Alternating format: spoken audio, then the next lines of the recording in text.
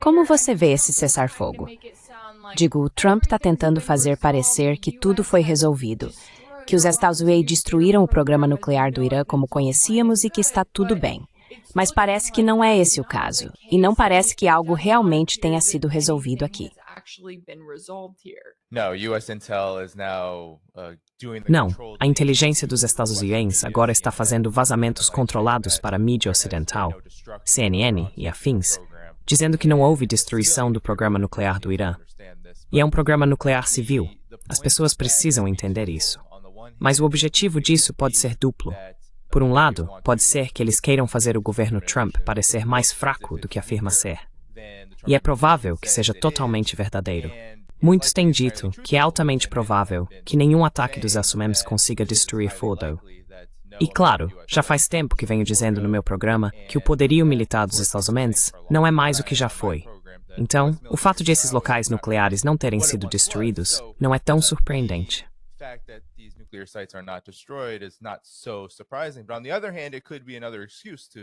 Por outro lado, isso pode ser mais uma desculpa para usar novamente no futuro esse pretexto das capacidades nucleares do Irã. E acho que as pessoas devem entender que isso realmente pode acontecer, já que o Irã não vai abrir mão de seu programa nuclear civil. Ele não vai abrir mão do seu direito ao enriquecimento. Essa é uma linha vermelha para o Irã. Portanto, esse pretexto tolo e falso para escalar a guerra com o Irã vai continuar existindo. Em relação ao cessar-fogo, não tenho a mesma preocupação. Muitas pessoas, e entendo de onde vem isso, ficaram muito irritadas, muito confusas sobre por que o Irã interromperia a Operação Verdadeira Promessa 3, justamente quando parecia que as defesas aéreas de Israel estavam prestes a se esgotar.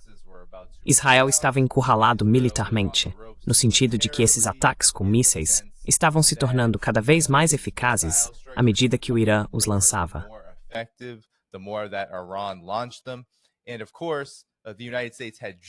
E claro, os Estados Unidos haviam acabado de atacar o Irã em defesa de Israel, e obviamente, também por seus próprios interesses de avançar rumo a uma guerra com o país. Então, havia muita confusão e raiva entre aqueles que, primeiro, querem ver o fim do genocídio em Gaza e desejam que o regime israelense seja colocado em seu devido lugar. E claro, querem ver uma defesa total contra os interesses e a interferência dos Estados Unidos na região. Eu entendo tudo isso, mas acho que também precisamos compreender que o Irã não estava buscando uma guerra em primeiro lugar. O Irã não queria lutar uma guerra prolongada e arrastada, que inevitavelmente criaria e causaria ainda mais caos em toda a região do que já existe agora. Portanto, é uma posição difícil para o Irã, porque, por um lado, provavelmente tem capacidade para continuar lutando contra Israel e continuar enfrentando os Estados Unidos.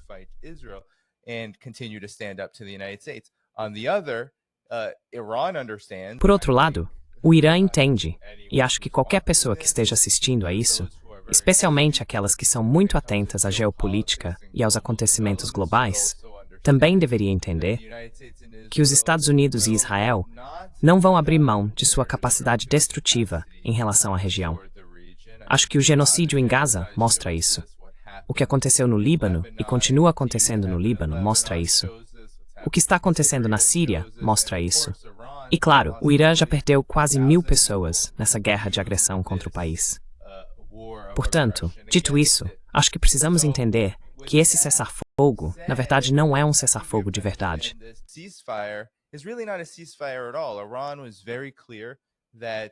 O Irã foi muito claro ao afirmar que só interromperia as hostilidades sob a condição de que Israel também parasse com as suas hostilidades e que os Estados Unidos, obviamente, deixassem de apoiar essas ações.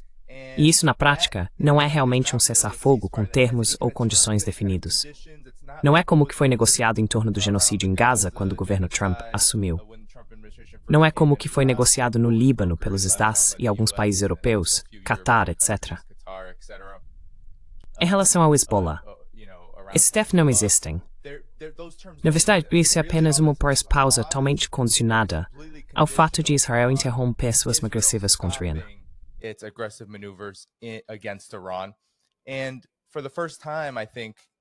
E pela primeira vez, eu acho, talvez em toda a história de Israel, Você sabe, houve um breve período em que Israel teve que lutar contra o nacionalismo árabe, por exemplo.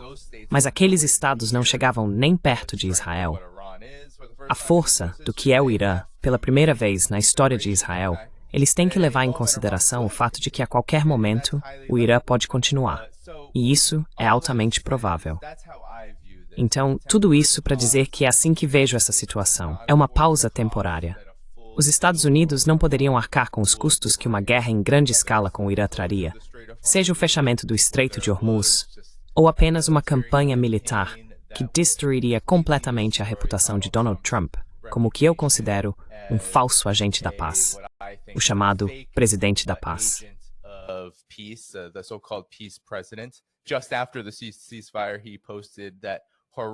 Logo após o cessar-fogo, ele postou aquela versão horrível da música dos Beach Boys, com a letra Bomb Bomb Run, em homenagem ao seu querido amigo John McCain, que fez isso durante a campanha em 2007, de forma horrível e risível, para quem já viu aquele vídeo. Mas tudo isso, para mim, serve para dizer que há muitos elementos aqui, muitos fatores a considerar quando se trata de por que as hostilidades, por enquanto, foram reduzidas e houve uma cessação das hostilidades. Mas, ao mesmo tempo, essa guerra está longe de acabar. O Irã sabe que esta é uma guerra prolongada. Os iranianos estão comemorando, porque veem isso como uma vitória nessa guerra prolongada, mas certamente não o fim dela. Então é assim que vejo esse cessar-fogo neste momento.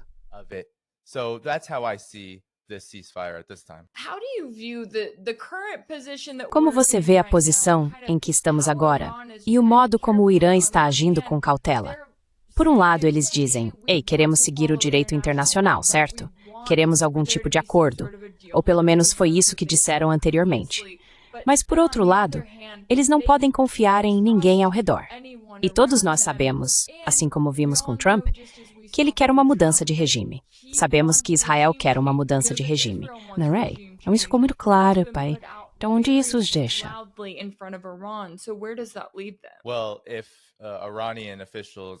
Bem, se os oficiais e a liderança iraniana estavam assistindo ao vídeo que Donald Trump postou, uma versão da música dos Beach Boys com a letra Bomb Bomb Run, uma das frases diz colocando o Ayatollah em uma caixa. Então há uma expressão muito clara de que o objetivo geral dos Estados Unidos é derrubar, não apenas assassinar o líder supremo Ayatollah Ali Khamenei, mas também tudo que o governo iraniano realmente representa, em termos de sua soberania firme, seu apoio à resistência regional e, claro, seu papel fundamental no desenvolvimento de um mundo multipolar ao lado da Rússia e da China. Isso deve ser comunicado de forma muito clara. Não sou especialista em política interna iraniana, e está bastante claro que é complexa e que há divisões e discordâncias, assim como em qualquer outra sociedade.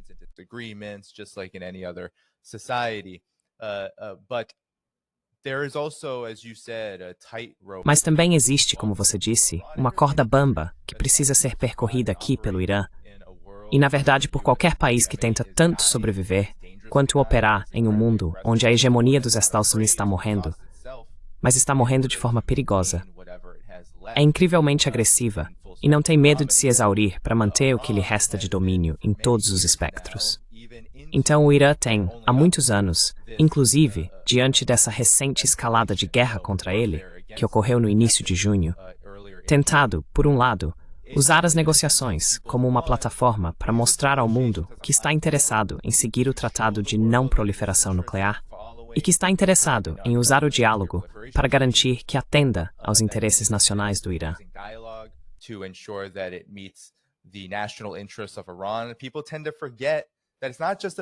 As pessoas tendem a esquecer que não se trata apenas de negociar ou confiar nos Estados Unidos. Trata-se do fato de que o Irã está sob pesadas sanções dos Estados Unidos. E se conseguir qualquer tipo de vantagem para acabar com essas sanções, independentemente de confiança, isso estabelece um precedente político útil para o Irã, mesmo que apenas temporariamente. Isso dá tempo ao Irã, como vimos na Operação Verdadeira Promessa 3, para desenvolver as capacidades de se defender caso as coisas saiam do controle. Portanto, muito do que o Irã tenta fazer é ganhar tempo não só para sobreviver, mas para se desenvolver ainda mais, de modo que quando ocorrerem atos de agressão, como vimos na chamada Guerra dos 12 Dias, ele seja capaz de resistir à tempestade.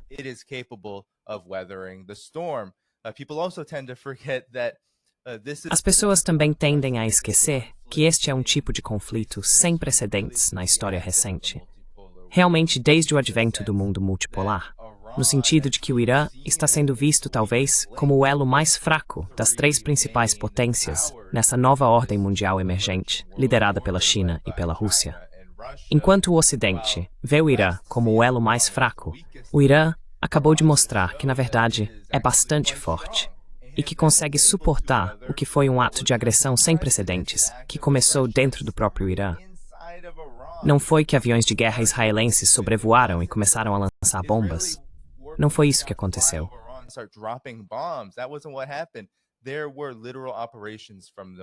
Houve operações literais do Mossad e dos Stasiueis que foram desenvolvidas ao longo de muitos anos para sabotar as capacidades defensivas do Irã. E foi assim que eles atacaram com drones dentro do território iraniano. E embora isso mostre um grande problema que o Irã precisa resolver, o fato de ter conseguido resistir enviou uma mensagem forte de que essas táticas não vão necessariamente levar a uma mudança de regime. Então o Irã está vendo isso, é claro, como uma vitória, mas provavelmente uma vitória temporária, uma que exigirá, como Prozeshkin disse, apesar de todas as críticas contra ele em seu discurso ao povo iraniano. Precisamos revisar o que deu certo e o que deu errado.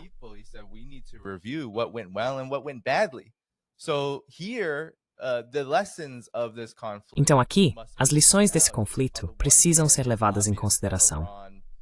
Por um lado, é óbvio que o Irã construiu uma capacidade muito impressionante, especialmente em relação a mísseis balísticos, para poder revidar e basicamente atingir Israel onde quiser. Eu nem acredito que eles tenham usado toda a sua capacidade, apesar de toda a fanfarronice que os pró-Israel e pró-Sarzouá têm espalhado por toda a esfera das redes sociais. O Irã afirmou que nem sequer tocou no que realmente é seu arsenal pronto para a guerra, então ainda não vimos toda a sua capacidade. Mas ao mesmo tempo, acho que há muitas lições. Por exemplo, o fato de que as defesas aéreas do Irã são, para um país de seu porte, de seu desenvolvimento, de tudo o que passou, impressionantes.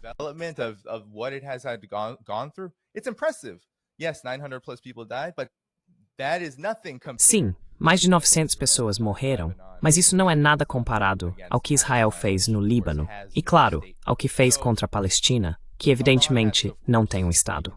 O Irã precisa, obviamente, considerar como melhorar essa situação. Como garantir que, sim, 900 pessoas não morram em menos de 2 semanas por causa da agressão dos Estados Unidos e de Israel. É uma questão difícil. É algo difícil de buscar, porém, porque agora se trata de, ok, a quem recorrer? Se aprofunda uma aliança com a Rússia, o ministro da Defesa do Irã está na China neste momento. É isso que eles estão discutindo. Não está claro, mas isso realmente, dada a natureza da guerra, o que os Estados Unidos e Israel podem fazer ao Irã, a maior, eu acho, lição gritante é que os céus do Irã não vão ser seguros, porque, infelizmente, estão cercados por estados que não são confiáveis.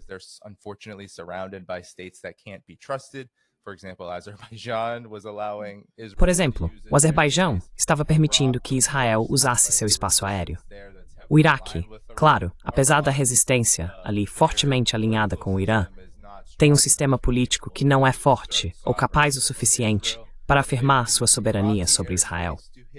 Então eles estavam usando o espaço aéreo iraquiano para atingir o oeste do Irã.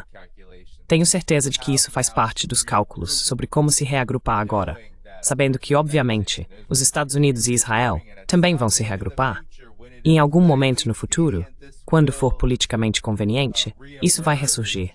E a forma como isso ressurgir pode ser ainda mais perigosa, pode ser ainda mais violenta e brutal do que o que vimos aqui.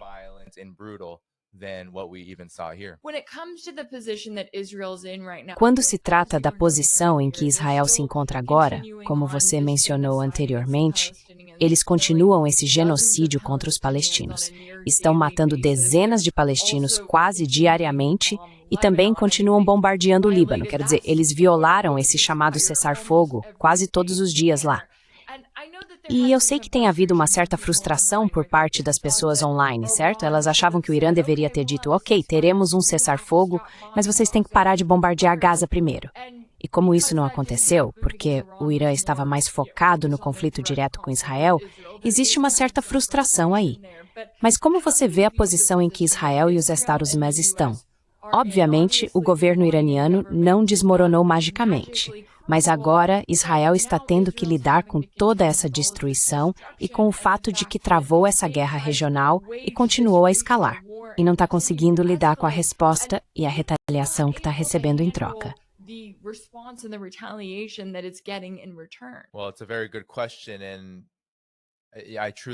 Bem, essa é uma pergunta muito boa. E eu realmente acredito que essa chamada Guerra de 12 Dias, liderada pelos Estados Unidos e Israel, foi incrivelmente prejudicial para o futuro da colônia israelense, da colônia sionista. Um grande motivo para isso, é claro, é que Israel aprendeu, por meio da retaliação iraniana contra suas manobras agressivas sobre a República Islâmica do Irã, que não é invencível.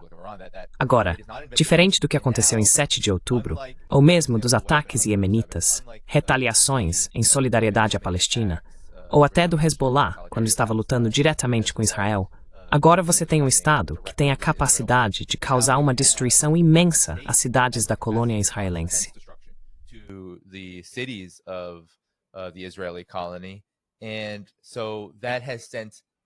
E isso enviou uma mensagem direta. Já ultrapassou o campo psicológico. Agora é uma realidade material para os sionistas, para os colonos, que eles realmente não estão seguros. Não se trata apenas de um míssil hipersônico iemenita caindo perto do aeroporto Ben Gurion e causando todo o pandemônio e as sirenes. Agora, essas sirenes foram acompanhadas de destruição literal. Pessoas perdendo suas casas, seus negócios, suas vidas. Quartéis generais militares, instalações, o Mossad, o Instituto Weizmann e assim por diante. Todos esses, o porto de Haifa, todos esses lugares que foram atingidos diretamente por mísseis iranianos, demonstraram aos próprios israelenses que eles morderam mais do que podiam mastigar.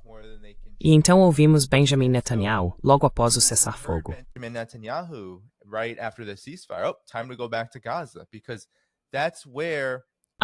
Hora de voltar para Gaza, porque é lá que, neste momento, Netanyahu e a liderança de Israel veem a possibilidade de continuar a luta.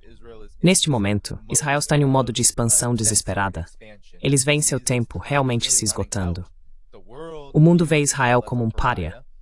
O mundo viu o que foi feito em Gaza, no Líbano e agora na Síria e no Irã. E o mundo está muito contra o regime israelense. Talvez seja o regime mais impopular do mundo no momento, o que é algo sem precedentes, considerando que os Estados Unidos e a grande mídia ocidental fazem o possível para dar total cobertura aos seus crimes. Portanto, esta é uma posição muito ruim para Israel. This is a very bad position for Israel to be in, but that does mean the more desperate Israel becomes, the more... Mas isso significa que quanto mais desesperado Israel ficar, mais vai continuar exigindo que os Estados Unidos venham em seu auxílio, como aconteceu na chamada Guerra Israel-Irã. Mais vai tentar escalar sua agressão regionalmente para se colocar em uma posição imediatamente mais favorável. E claro, o próprio Netanyahu e o atual governo israelense, sua liderança, realmente precisam dessas guerras intermináveis de expansão, porque eles mesmos encurralaram o futuro de sua própria liderança. Ou continuam desse jeito, ou terão que enfrentar as consequências, que são humilhantes para a liderança de uma colônia que se vê como invencível, o ápice da civilização, a única democracia do Oriente Médio, o exército mais forte do Oriente Médio. The only democracy in the Middle East, the strongest military in the Middle East, all of this is crumbling.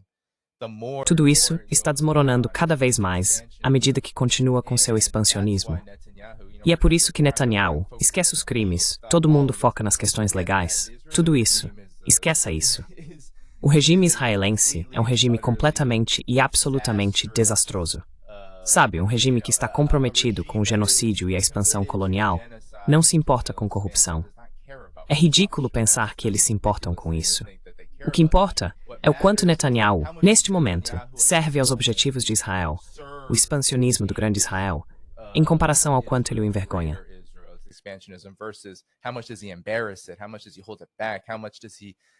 Quanto ele segura isso? Quanto ele, em sua coalizão atual, toma decisões que prejudicam esse projeto no médio ou longo prazo? É isso que vai decidir o destino dele.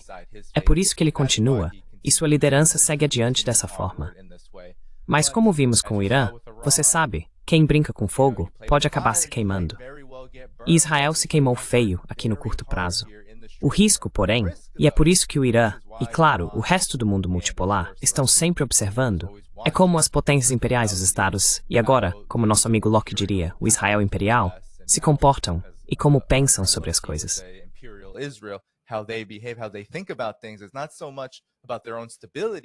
Não se trata tanto da própria estabilidade deles, mas de quão rapidamente conseguem mudar, por quanto tempo conseguem impor o máximo de sofrimento e dor aos seus adversários e alvos, até que estes eventualmente colapsem. Eles perderam na Síria, mas após mais de uma década de sanções, a incapacidade de reconstrução e tudo o que aconteceu com a Síria naquela guerra suja liderada pelos Estados, eventualmente o governo sírio colapsou. Então o Irã está observando. O Irã não vai cair nessa armadilha. Claro, o restante do mundo multipolar, liderado pela Rússia e pela China, também precisa estar atento a isso. Mas é aí que está o risco. Os Estados Unidos e Israel, apesar de todas as suas limitações, estão dispostos a, mesmo que se autodestruam, farão isso na esperança de que lhes seja permitido.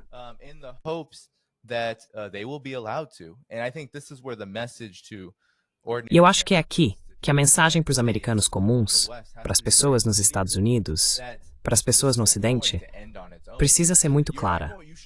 Isso não vai acabar sozinho. Você não deve contar com o Irã para acabar com uma agressão que está sendo realizada pelo seu próprio governo. Se você quer ver o fim de um genocídio, precisa impedir que seu governo faça isso. É daí eu acho que vem parte da frustração. Americanos e ocidentais têm dificuldade em lidar com a impotência que sentem ao tentar parar seus próprios regimes, que na verdade são ditados por militaristas, corporações, monopólios e bancos, que já os fazem sofrer de outras formas. Mas é preciso parar, exigir o fim, e realmente impor esse fim ao seu próprio governo.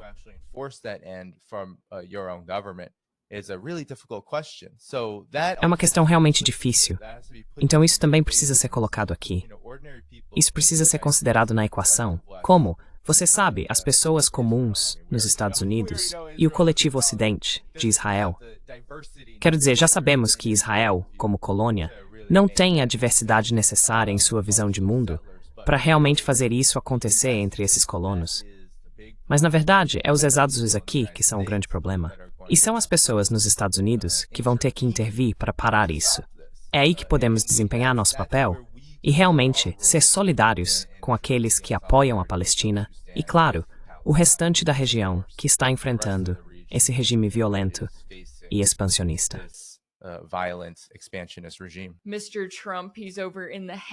O Sr. Trump está hoje em Haia, embora não exatamente para falar sobre seu apoio ao genocídio, embora eu gostaria que fosse esse o caso. Em vez disso, ele está lá para animar as tropas, enquanto os líderes da OTAN se comprometem com uma meta geral de gastos com defesa de 5% do PIB. Já parecia difícil fazer com que os membros da OTAN gastassem 2% em defesa, então não sei como eles vão alcançar essa nova meta. Como você vê essa posição em que a OTAN se encontra como um reflexo da hegemonia dos Estados Unidos e do mundo ocidental em geral, especialmente quando achei notável que na declaração conjunta de hoje, o foco parecia estar mais em alertar sobre a Rússia do que em apoiar a Ucrânia. A Ucrânia foi mencionada apenas algumas vezes.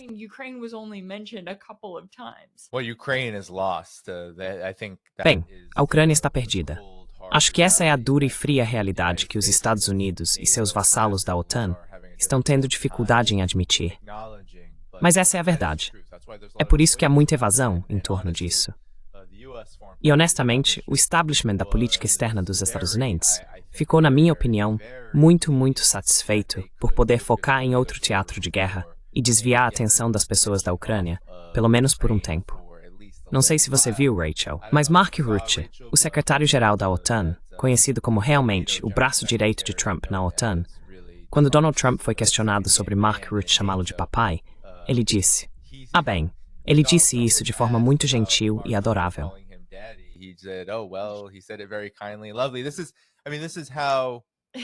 Isso quer dizer, isso é como esse é o verdadeiro caráter da OTAN.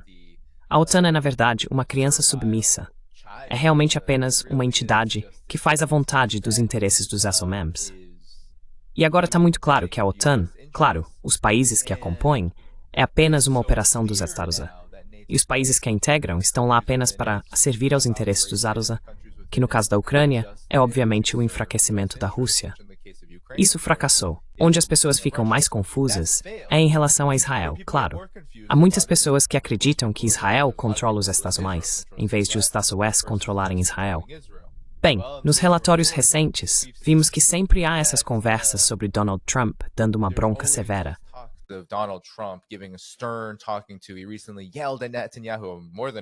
Ele recentemente gritou com Netanyahu mais de uma vez nos últimos 12 dias, dizendo: é melhor você parar com isso. É melhor não romper o cessar-fogo. E claro, sabemos que, antes de assumir o cargo, ele enviou Steve Witkoff, e Witkoff intermediou aquele cessar-fogo muito rapidamente, e Israel atendeu.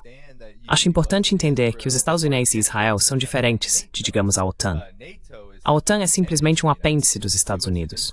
Os Estados Unidos e Israel, eles operam juntos. E o que os Estados Unidos fizeram com Israel foi criar um monstro de nação vassala que tem muita dificuldade em manter influência sobre ela. Porque os Estados estão, na verdade, perdendo influência na região.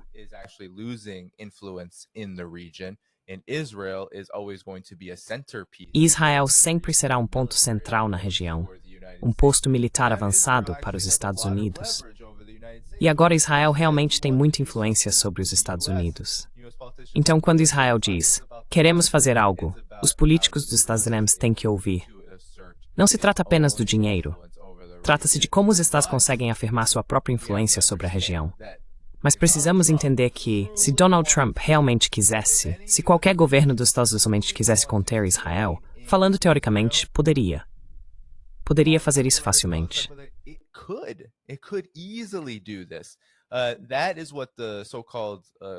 Isso é o que a chamada trégua em Gaza, que na verdade nunca existiu, demonstrou, apesar do fato de que, claro, sabemos que Trump simplesmente deu a Israel.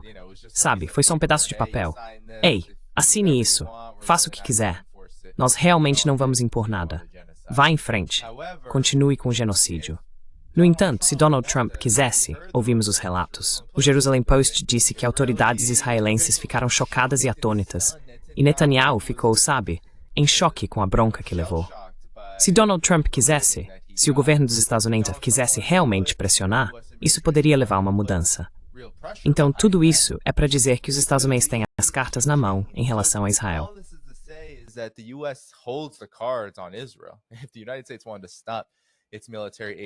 Se os Estados Unidos quisessem parar sua ajuda militar a Israel, se quisessem deixar de acobertar os crimes de Israel, mas não vão, porque esses crimes servem aos interesses dos Estados Unidos, não aos nossos interesses, não aos dos americanos comuns, e talvez nem mesmo aos interesses totais do sistema dos Estados como um todo.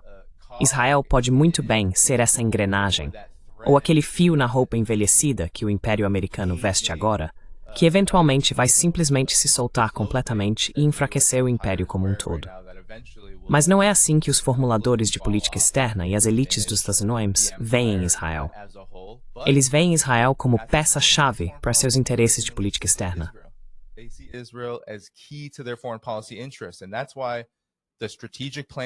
E é por isso que os planos estratégicos de Israel, o plano Oded-Enon, a estratégia Clean Break, sempre se alinham com a política externa dos Estados Unidos e seu chamado planejamento estratégico. Como eles analisam para onde vão, o que vão fazer, em quais países querem promover mudança de regime, como querem desestabilizar uma determinada região, como querem afirmar sua dominância. Existe um motivo pelo qual essas duas coisas realmente andam em paralelo, e é porque Israel desempenha um papel muito importante para os Estados Unidos. Um papel que, em teoria, a OTAN também desempenha. Mas a verdade é que os países europeus não desempenham o mesmo tipo de papel especial que Israel desempenha.